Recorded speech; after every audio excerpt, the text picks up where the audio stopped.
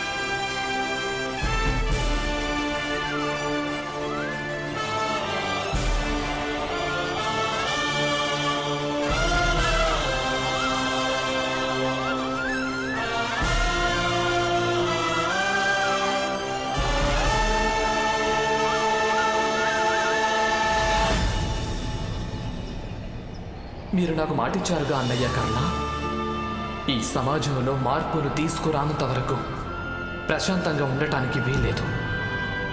మరి ఎప్పటి వరకు ఈ సమాజంలో మార్పు రాదో అప్పటి వరకు మీ తమ్ముడి ఆత్మకు శాంతి లభించదు. శోనా, నన్ను క్షమించు. నేను నిన్ను రక్షించుకోలేకపోయాను.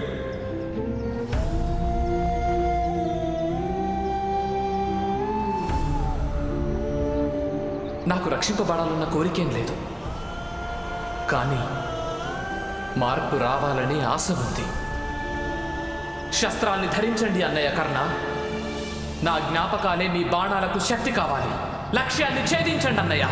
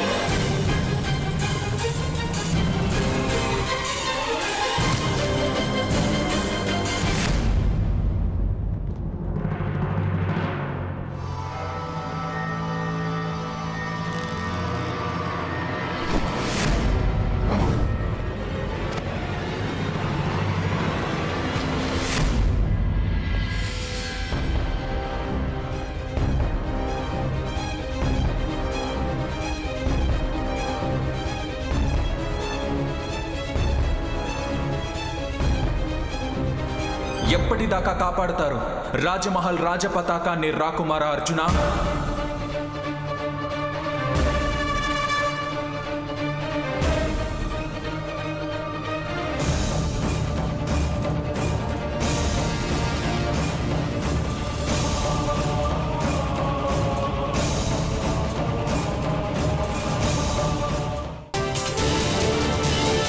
ఏ క్షణంలో నేను విశ్వంలోకెల్లా సర్వశ్రేష్ఠుడైన విల్లుకారుణ్ణయ్యొస్తానో నా మొదటి లక్ష్యం హస్తినాపురం రాజపతాకమే అవుతుంది.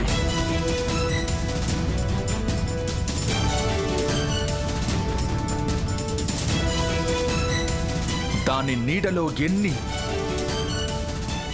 అన్యాయాలు జరుగుతున్నాయో,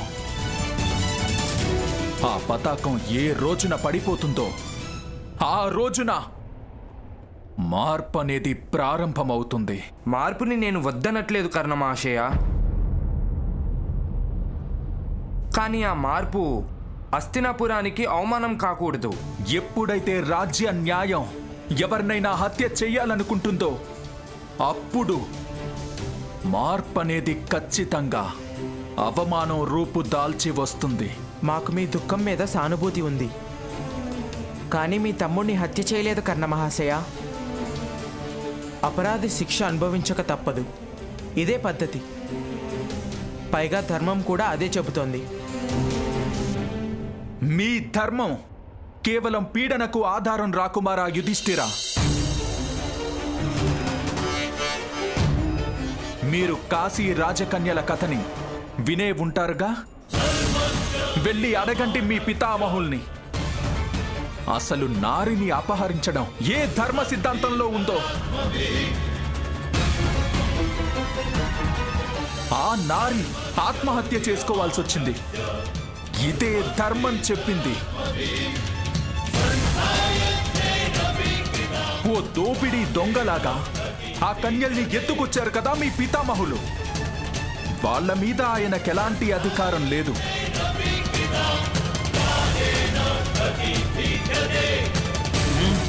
సూతపుత్ర కర్ణ, నువ్వెప్పుడూ నీ మర్యాదను మర్చిపోవద్దు, లేదంటే నీ ప్రాణాలు కూడా కోల్పోవచ్చు.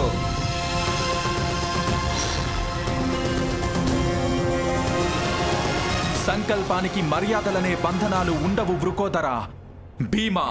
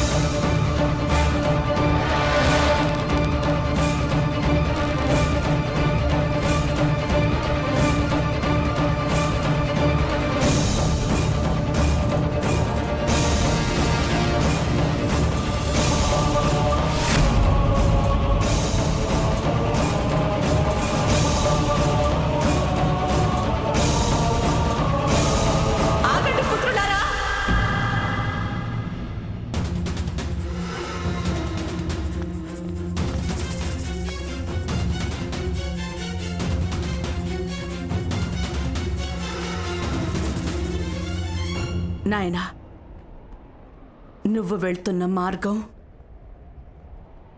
అది ఖచ్చితంగా దుఃఖదాయకమే. కానీ నా కొడుకులు నిన్ను ఆపరు, గుర్తుందా? నేను నిన్ను ఆశీర్వదించాను. నువ్వెప్పటి వరకు ధర్మపక్షాన ఉంటావో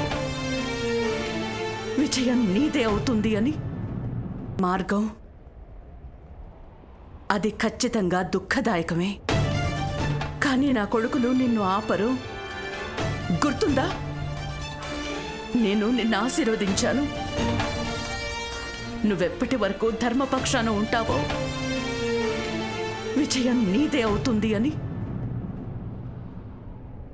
వెళ్ళు నాయనా,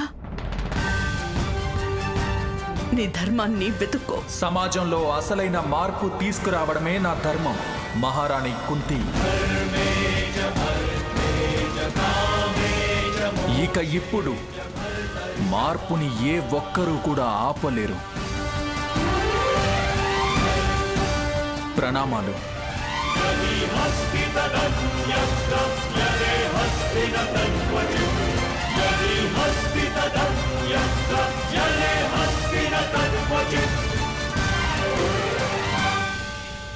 ఏ క్షణంలో కర్ణుడి బాణాలు నీ వైపు నుంచి పడతాయో పుత్రా, ఆ క్షణంలో నువ్వు అపరాజితుడివి అవుతావు దుర్యోధన.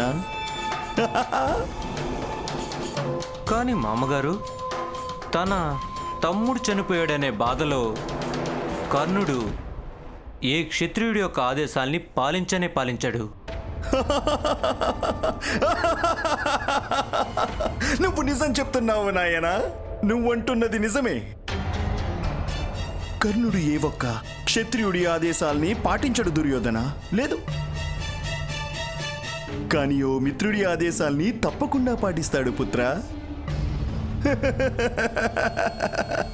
నీ ఆదేశాల్ని పాటిస్తాడు పుత్రా, నీ ఆదేశాల్ని.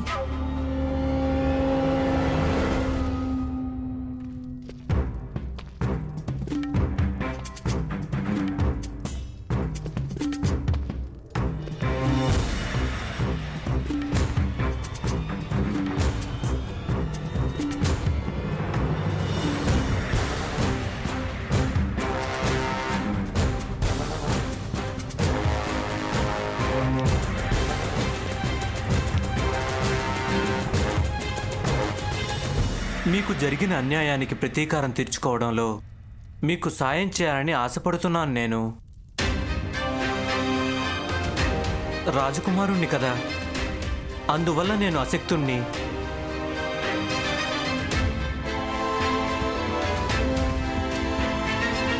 నేను ఆ బంధనాల నుంచి విముక్తి పొంది మీతో మిత్రత్వం పొందాలన్న ఆశతో వచ్చాను కర్ణ.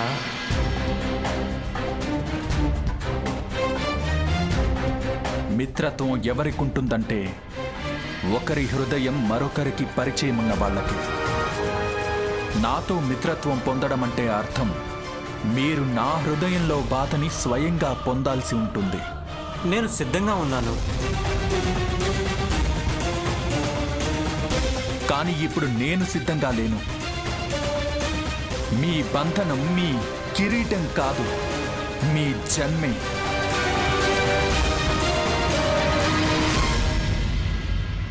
మీరు సూతుల స్థాయికి రాలేరు. ఇంకా నేను మీ స్థాయి వాడినని నిరూపించుకోవడానికి నాకు సమయం అవసరమవుతుంది. కానీ అది తప్పకుండా నిరూపితమవుతుంది. ఆ రోజున మీరే నిర్ణయించుకోవచ్చు, అసలు మీకు నాతో మిత్రత్వం పొందడం ఇష్టమా లేక శత్రుత్వమా.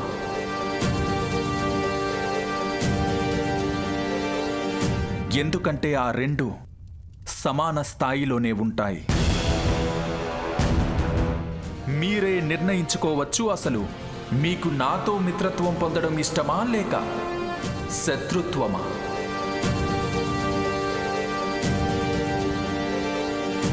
ఎందుకంటే ఆ రెండు సమాన స్థాయిలోనే ఉంటాయి.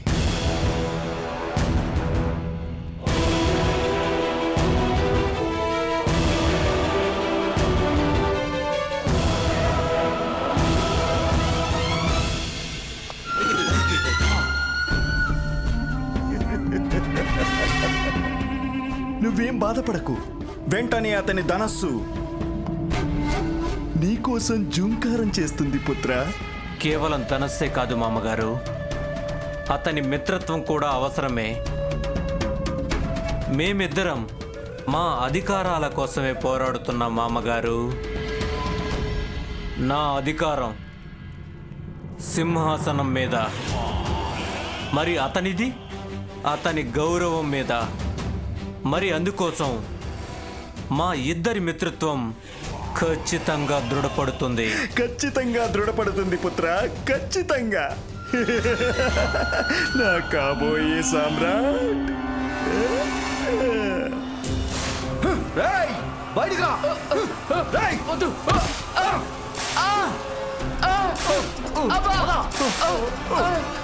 ఇదెక్కడి అన్యాయం? మీరే చెప్పండి మహాశయ. మీరిప్పుడు రథానికి సగం ధరే చెల్లిస్తే నా కుటుంబం ఎలా బతుకుతుంది మహాశయ? మీరే దయ చూపాలి. నేనేం చేయను? భిక్షమడుక్కో, లేదంటే కష్టపడు. క్షమించండి మహారాజా, క్షమించండి. నీకు ఎలాంటి సహాయం లభించదు.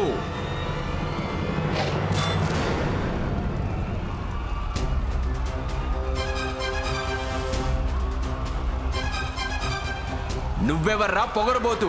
అతిరథ పుత్రుడు కర్ణుణ్ణి. ఇప్పటి నుంచే ఈ పొగరుని భరించడం నేర్చుకో. ఎందుకంటే ఎక్కడెక్కడ అన్యాయం జరుగుతుందో అక్కడ కర్ణుడు ప్రత్యక్షమవుతాడు.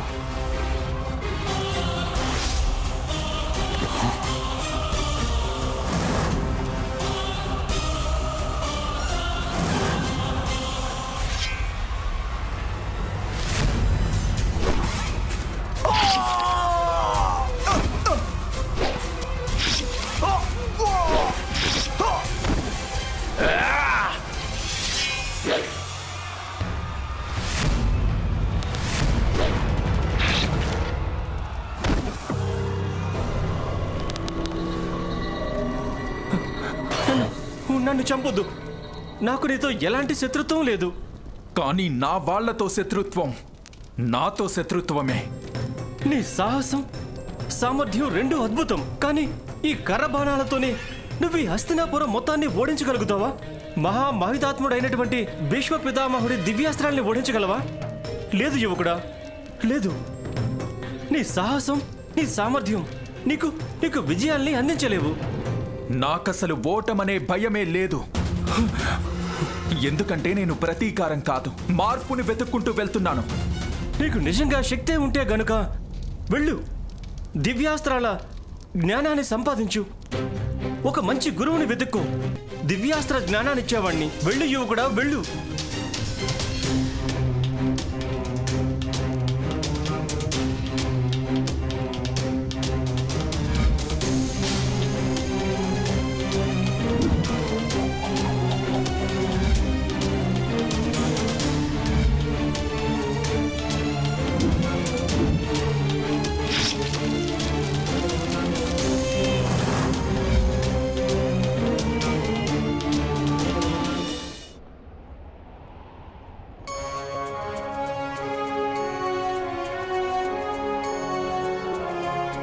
రాకుమారులారా, శస్త్రాలు, శాస్త్రం, న్యాయదర్శనం, ఈ విద్యలన్నీ నేర్పడానికి నేను సిద్ధంగా ఉన్నాను.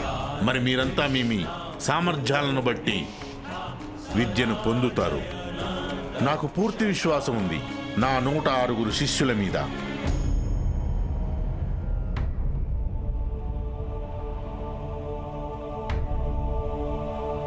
కానీ ద్రోణాచార్య, మేం కేవలం 105 మాత్రమేగా. నా కొడుకు అశ్వత్థామ, తను కూడా మీ అందరితో పాటే ఇదే గురుకులంలో విద్యాభ్యాసం చేస్తాడు.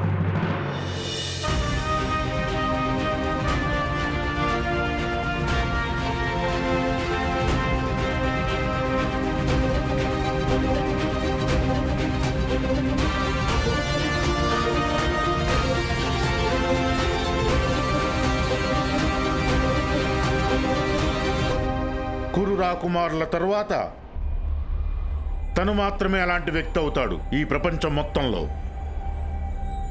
ఇలా నా ద్వారా నా గురువైన పరశురాముడి విద్యల్ని నేర్చుకునేవాడు.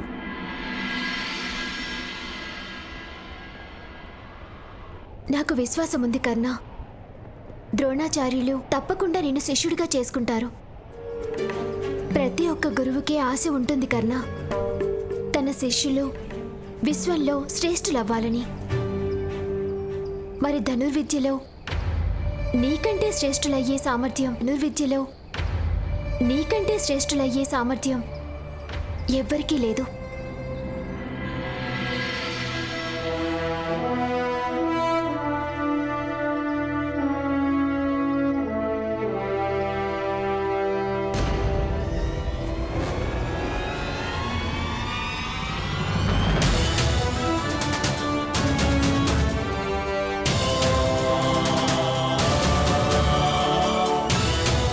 నీ ముందు ఏం కనిపిస్తోంది అర్జున?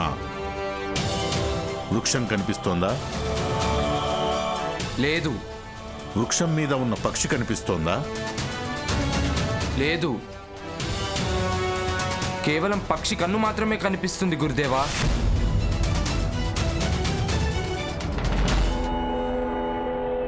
మరి ఆలస్యం దేనికి అర్జున? లక్ష్యాన్ని ఛేదించు.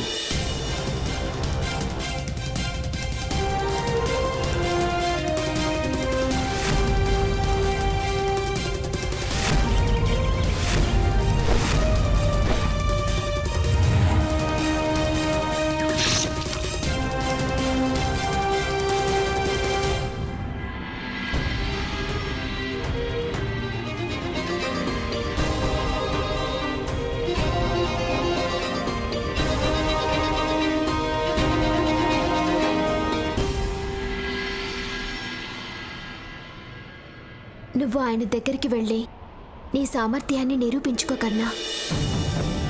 నాకు నమ్మకం ఉంది, ఆయన శిష్యుడి రూపంలో నిన్ను తప్పకుండా స్వీకరిస్తారు.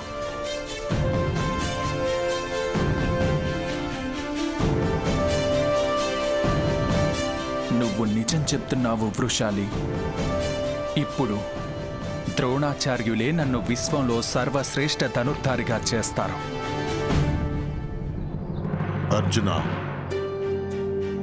ఈ విశ్వంలో శ్రేష్టమైన ధనుర్ధారిగా కేవలం నువ్వే అవ్వగలవు.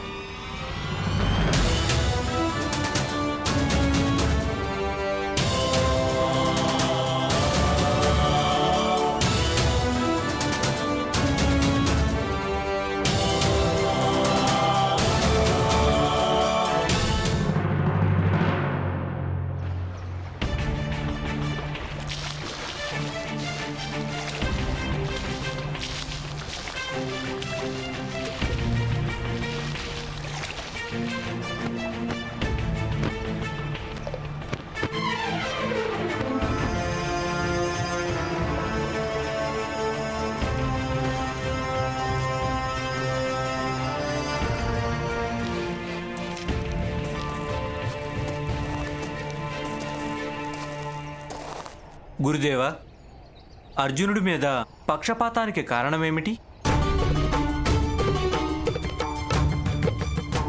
నేనెప్పుడూ నా శిష్యుల మీద పక్షపాతాన్ని చూపించలేదు దుర్యోధన.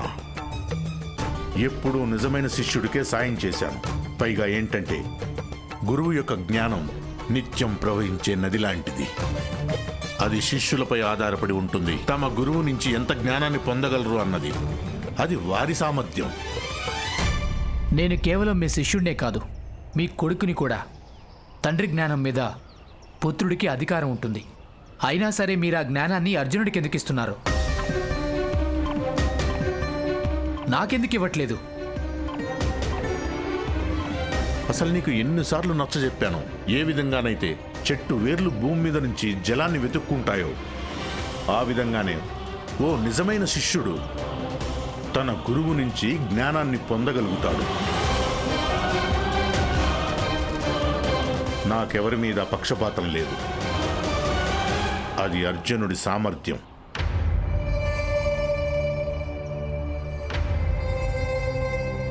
అంత మంచి గుణమేముంది అర్జునుడిలో? నాకు కూడా కాస్త చెప్పండి. త్వరలోనే నీకు అర్థమవుతుంది.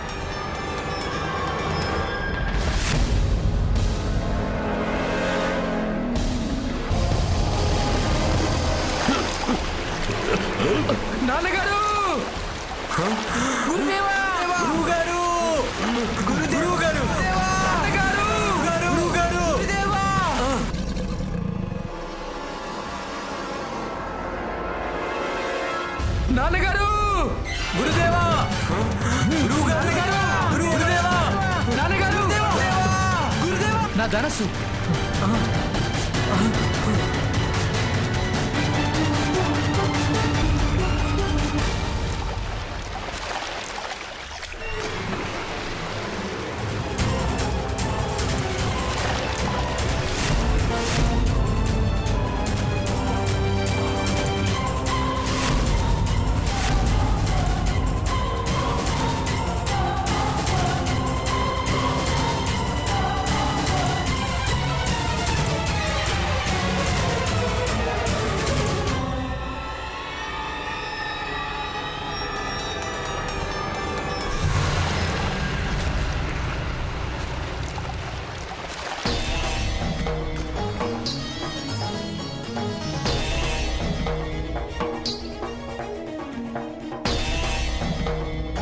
గురుదేవా, ఆ ముసలి అది మాయ అర్జున.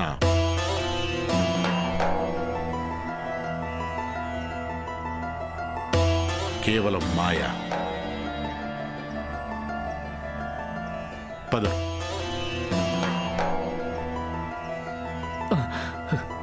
నాన్నగారు, అలాంటి మాయ ఎందుకు? నన్ను మొసలి పట్టుకున్నప్పుడు నువ్వేం చేశావు? నేను నా శస్త్రాల కోసం పరిగెత్తాను మిమ్మల్ని రక్షించడానికి. కానీ కేవలం అర్జునుడు మాత్రమే తన ప్రాణాల్ని పణంగా పెట్టి నన్ను కాపాడడానికి ప్రయత్నించాడు. అదే అర్జునుడంటే.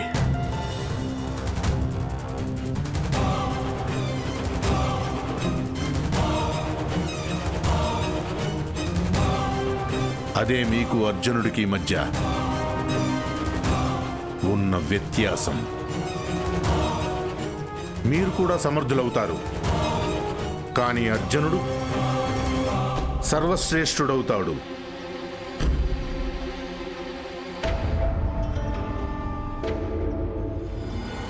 ఒకవేళ మీలో ఎవరికైనా శ్రేష్ఠులవ్వాలని కోరిక ఉంటే అర్జునుణ్ణి చూసి నేర్చుకోండి.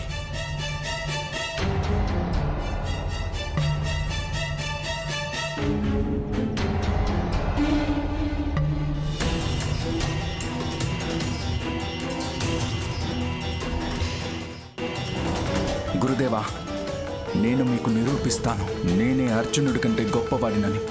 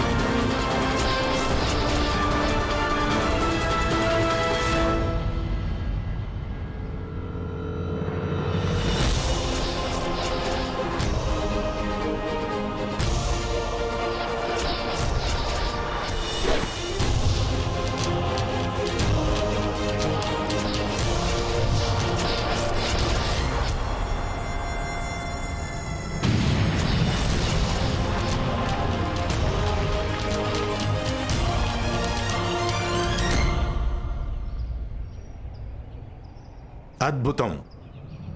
నీ లక్ష్యం అద్భుతం.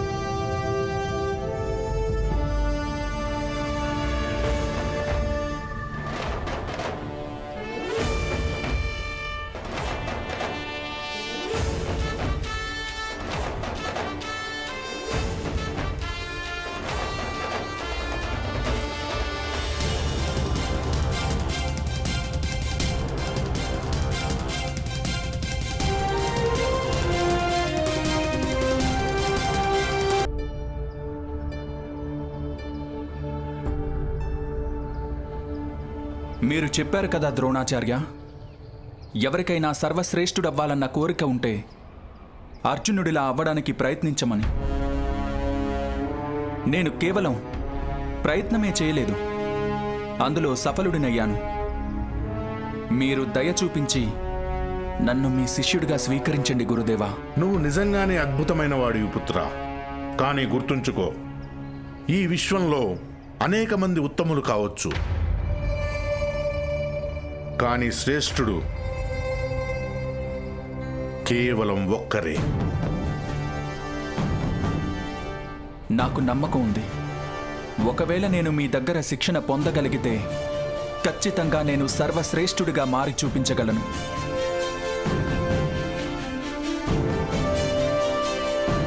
నాకు ఆ విశ్వాసం ఉంది నాయనా. కానీ నేను వివశుడిని. ఎందుకంటే నేను కేవలం పూర్తిగా రాకుమారులకు మాత్రమే శిక్షణ ఇస్తాను.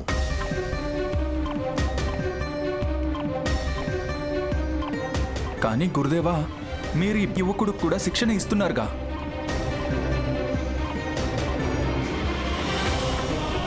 తను నా కొడుకు అశ్వత్థామ. కానీ ఒక తండ్రి జ్ఞానం మీద పూర్తిగా కొడుక్కి అధికారం ఉంటుంది. మరైతే ఎవరికైనా శిక్షణ పొందాలన్న కోరిక ఉంటే తనకి కూడా జ్ఞానం మీద అధికారం ఉండడానికి వీల్లేదా? గురుదేవా, శిక్షణ ఎవ్వరికీ పారంపర్య సంపద కాదు. అది యోగ్యతని, జాతిని చూడదు. ఎందుకంటే యోగ్యత ఓ ప్రవాహం, దానిమీద అంకుశం మోపడం అసంభవం.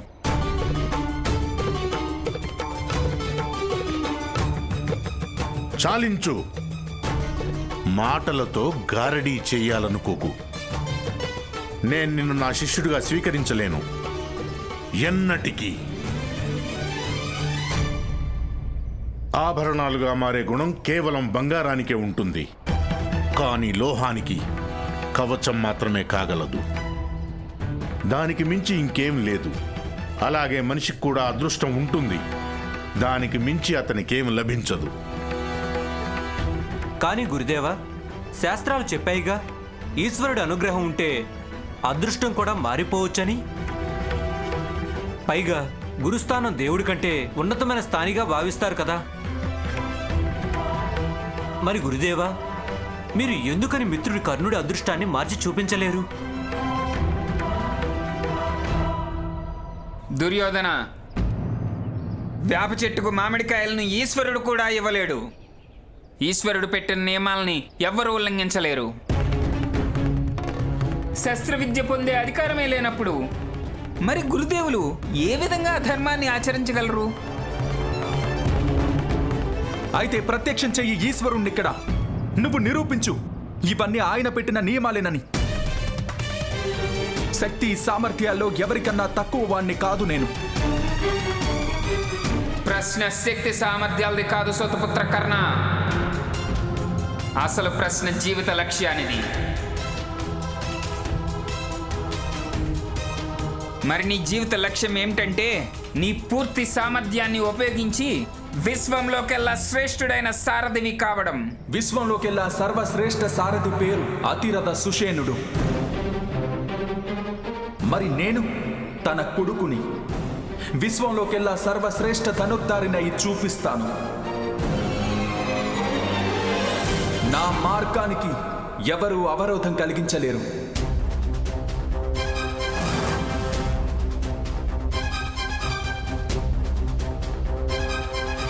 వృకోదర భీమా, నువ్వు మర్చిపోయినట్టున్నావు.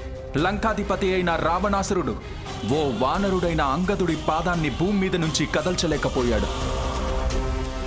ఇక నీ శక్తి ఏపాటిది?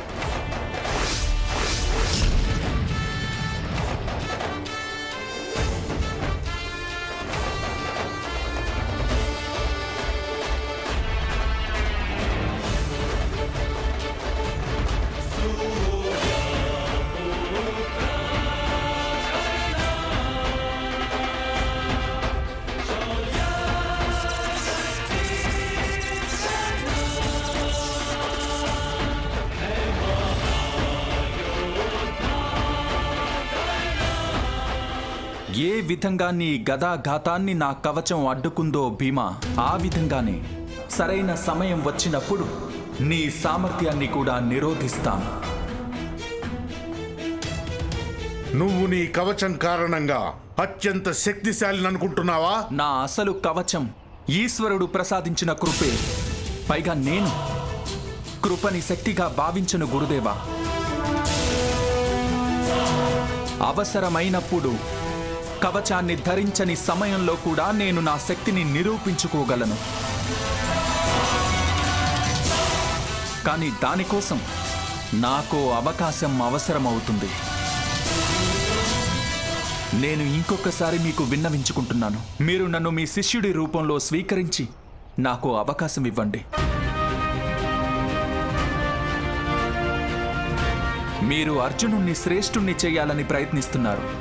కానీ పోటీ లేకుండానే మీ శిష్యుడి శ్రేష్ఠత ఏ విధంగా నిరూపితమవుతుంది గురుదేవా?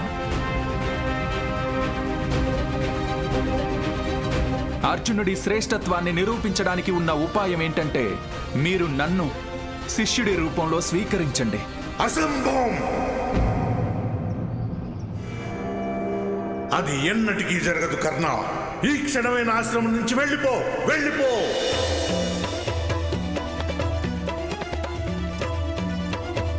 నీ అహంకారాన్ని ప్రదర్శించడానికి జ్ఞానాన్ని వెతుకుతున్నావు.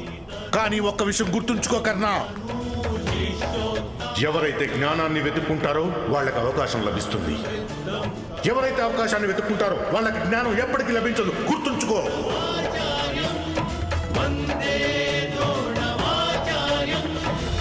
ఈ అర్జునుడికి జ్ఞానమే కావాలి.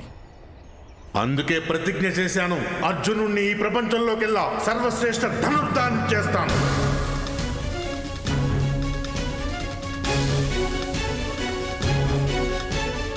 అర్జున, నువ్వు నా ప్రతిజ్ఞను పూర్తి చేయడానికి సిద్ధంగా ఉన్నావా?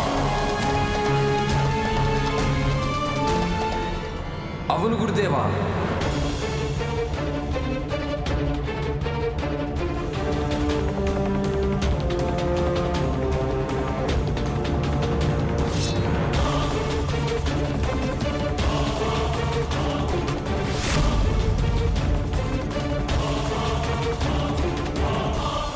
నేను మీ ప్రతిజ్ఞని తప్పక పూర్తి చేస్తాను గురుదేవా.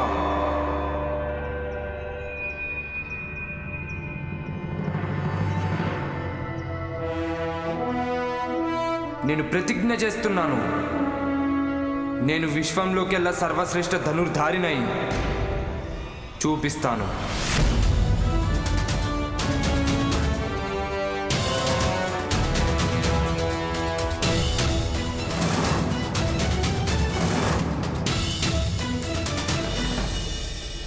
నేను కూడా మీకు మాటిస్తున్నాను గురుదేవా. ఎవరిని మీరు విశ్వంలోకెల్లా సర్వశ్రేష్ఠ ధనుర్ధారిని చేయాలని ప్రయత్నిస్తున్నారు, నేను జీవించి ఉన్నంత వరకు ఎవ్వరూ కూడా అతన్ని సర్వశ్రేష్ఠ ధనుర్ధారి అని పిలవలేరు.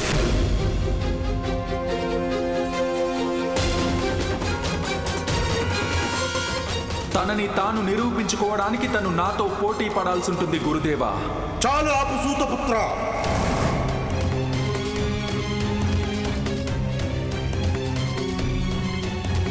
చాలు ఆపు.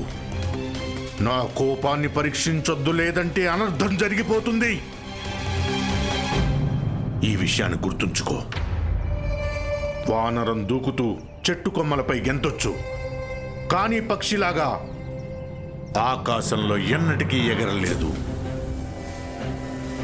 అలాగే ధర్మంలో, విధానంలో, నిజాయితీలో కేవలం అర్జునుడికి మాత్రమే శ్రేష్ఠుడయ్యే అధికారం ఇచ్చాను.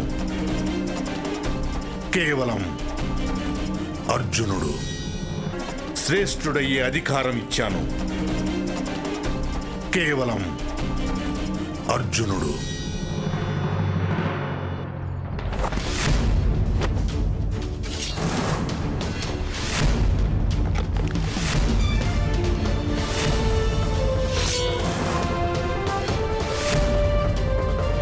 ఇకపై సర్వశ్రేష్ఠ ధనుర్ధారిని కావడం నా జీవిత లక్ష్యమవుతుంది. ఇది ఈ కర్ణుడు చేస్తున్న ప్రతిజ్ఞ.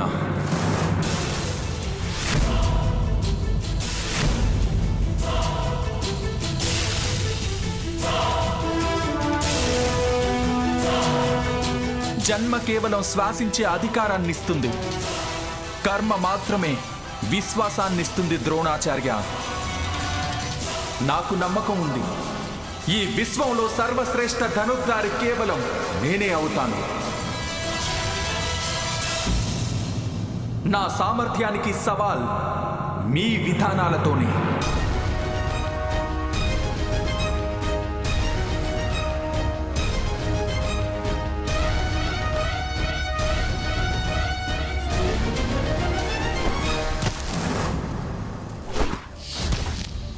కోపం తెచ్చుకోవాల్సిన అవసరం లేదు కర్ణా.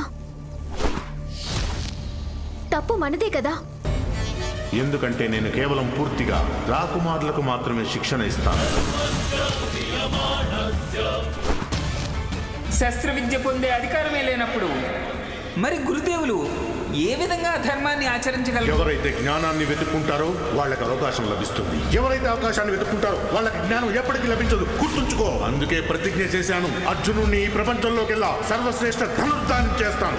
ప్రతిజ్ఞ చేస్తున్నాను, నేను విశ్వంలోకెల్లా సర్వశ్రేష్ఠ ధనుర్ధారినై చూపిస్తాను. విధానంలో, నిజాయితీలో కేవలం అర్జునుడికి మాత్రమే శ్రేష్ఠుడయ్యే అధికారం.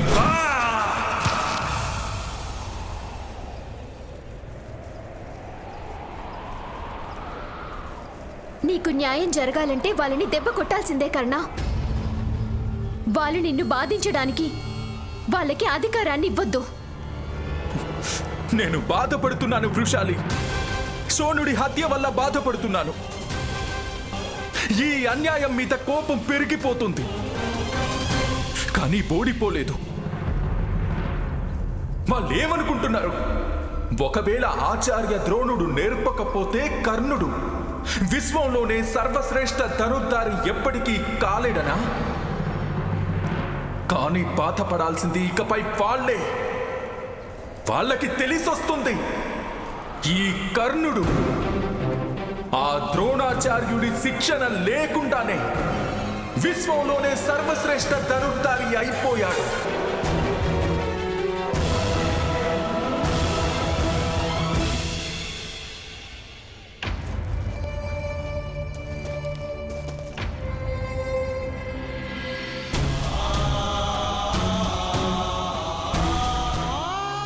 పుత్ర కర్ణ, ఇంటికి పద. మీ అమ్మ నీ కోసం అక్కడ ఎదురు చూస్తోంది. అమ్మ ఇప్పుడు తన ఇద్దరు కొడుకుల కోసం ఎదురు చూస్తూ ఉంటుంది. ఒంటరిగా ఎలా వెళ్ళమంటారు?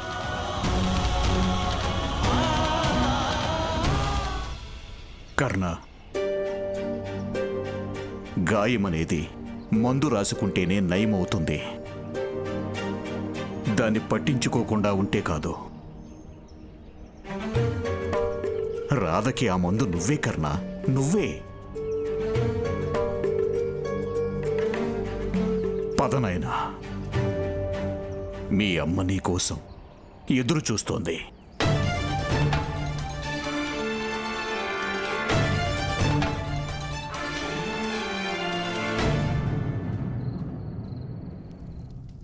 ఆ ద్రోణాచార్యుడు నీకు శిక్షణ ఇవ్వడానికి నిరాకరించాడా? అవును, ఎందుకంటే నేను రాకుమారుణ్ణి కాదు, అలాగే తన కొడుకుని కాదని.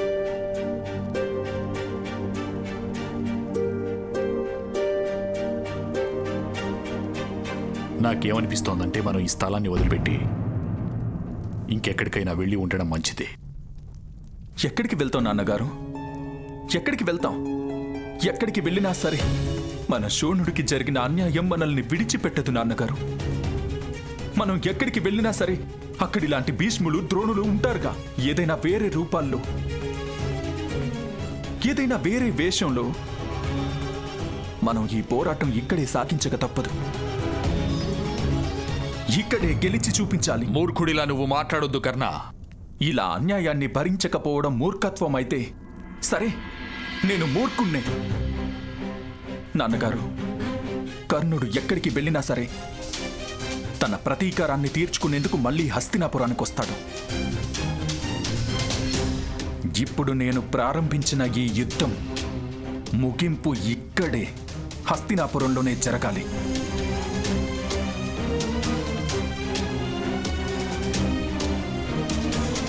కర్ణుడి పరిచయం అతని ఈ సంగ్రామమే అవుతుంది. నేను ఖచ్చితంగా ధనుర్ధారినై తీరుతాను.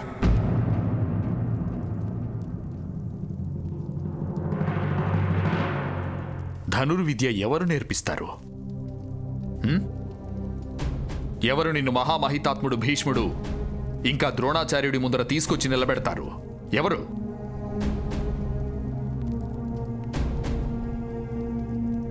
ఆయనే ఆ ద్రోణాచార్యుడికి గంగాపుత్రుడైన భీష్ములకి నేర్పించిన వ్యక్తే.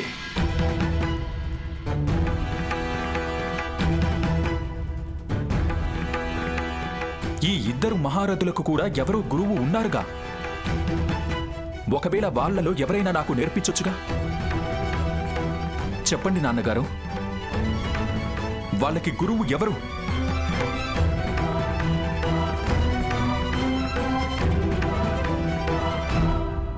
వాళ్ళిద్దరూ వేరువేరు కాదు. భీష్ముడు, ద్రోణాచార్యుడు ఒకే గురువు వద్ద శిక్షణ పొందారు. అంటే ఆ ఇద్దరు మహాయోధులు ఒకే గురువుకు శిష్యులా? ఎవరా మహాగురువు? ఆయన. ఇక ఆపండి అన్నగారు. భోజనం చేసే సమయంలో మాట్లాడడం మంచిది కాదు. ప్రారంభించండి. మీరు చెప్పండి పెదనాన్న, ఎవరు ఆ ద్రోణాచార్యుడికి భీష్ముడికి గురువు?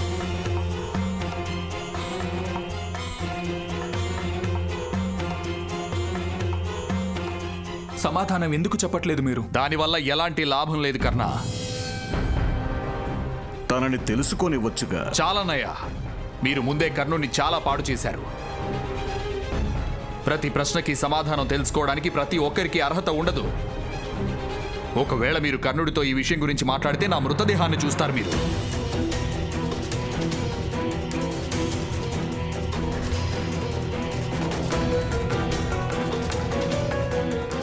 నాన్నగారు, మీరు పెదనాన్ననైతే ఆపేశారు, కానీ మీరే చెప్పక తప్పదు.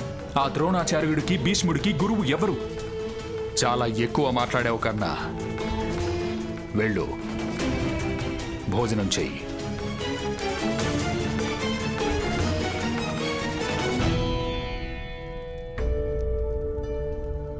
భీష్ముడు, ద్రోణాచార్యుడు లాంటి మహాయోధులకు గురువు ఒక్కరే. వాళ్ళెవరై ఉండొచ్చు? పరశురాముడు. నా ప్రాణదైవం పరశురాముడు. నాకు ఆరాధ్యుడైన పరశురాముడు. ఆ పరశురాముడే ఈ నేలని 21 సార్లు క్షత్రియ విహీనం చేశారు. 21 సార్లు. ఆయన శాస్త్ర జ్ఞానాన్ని నాకు అప్పగించారు. ఈరోజు మీ అందరికీ నేను ఆరాధించే పరశురాముడి సిద్ధులకు ఉదాహరణలు చెబుతాను. ఆలోచించండి. ఒకవేళ రణరంగంలో యుద్ధం మధ్యలో మీ అస్త్రాలు విరిగిపోతే అప్పుడేం చేస్తారు?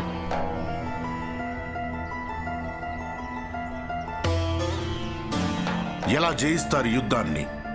అది కూడా శస్త్రాలు లేకుండా. అసంభవం కదా?